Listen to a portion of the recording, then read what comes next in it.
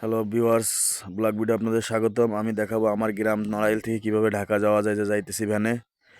এই যে আমি স্ট্যান্ডে আসছি, এখন ঢাকা যাব এবং কি কি সৌন্দর্য দেখব। আমরা এই যে স্ট্যান্ডে আসছি, যে বাসে উঠছি, এখান থেকে পদ্মা সেতু হয়ে তারপরে ঢাকার ভিতরে ঘুরে ঘুরে আপনাদেরকে রিক্সা নিয়ে ঘুরে দেখাবো।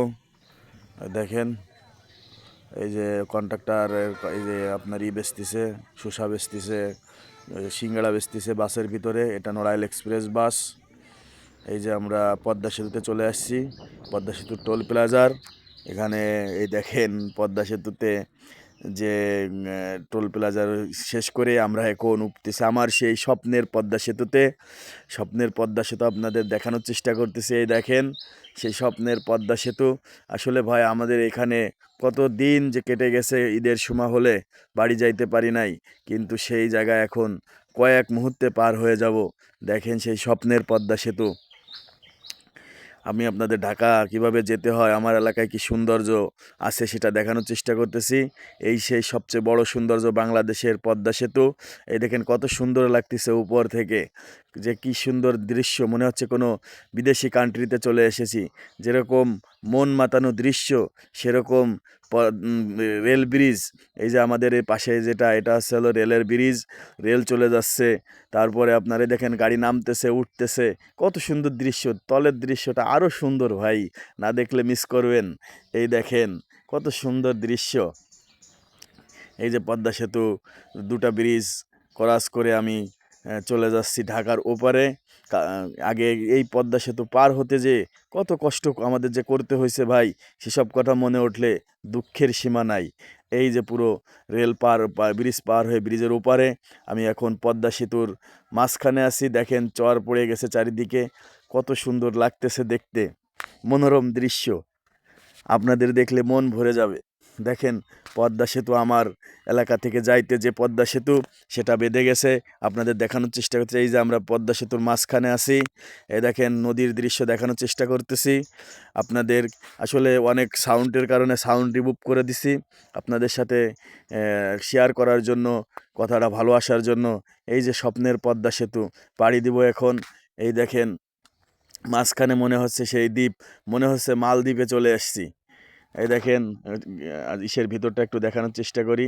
জানলা দিয়ে যে কত লোকজন বসে আছে। আমি এই গাড়িতে করেই পদ্মা সেতু পাড়ি দিচ্ছি। দেখেন পদ্মা সেতুর মাঝখানে এমন এমন দ্বীপ ফুটে উঠছে, মনে হবে মালদ্বীপে চলে আসছি। দেখেন কত সুন্দর, সেই চোখের পলকে পদ্মা সেতু পার হয়ে চলে যাচ্ছি। কত ফেরিতে, কত লঞ্চে, কত কষ্টই না করছি ভাই জীবনে, সে কষ্ট ভোলার নয়। এই যে পদ্মা সেতু, আমাদের স্বপ্নের পদ্মা সেতু পার হয়ে যাইতেছি। দেখেন চোখের পলকে কত গাড়ি ঘোড়া যাইতেছে। আপনাদের আমি যে ঢাকা নিয়ে আজকে ঘুরে দেখাবো, যে কিভাবে আমার এলাকা থেকে ঢাকা যাইতে হয়। 350 টাকা দিয়ে আমি এই বাসের টিকিট কাটছি, আর ভ্যান ভাড়া দিছি মাত্র 30 টাকা। তাহলে 370 টাকায় আমি ঢাকার প্রায় প্রাণকেন্দ্রে পৌঁছে গেছি। ওই দেখেন মালদ্বীপের মতো কত সুন্দর দ্বীপ দেখা গেল।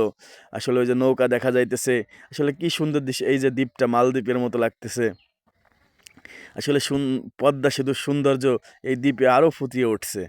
দেখেন ওই যে দূর থেকে গাড়িগুলা কি সুন্দর করে যাইতেছে। এই যে গাড়ি পার হয়ে যাইতেছে, ক্রস করলাম গাড়ি।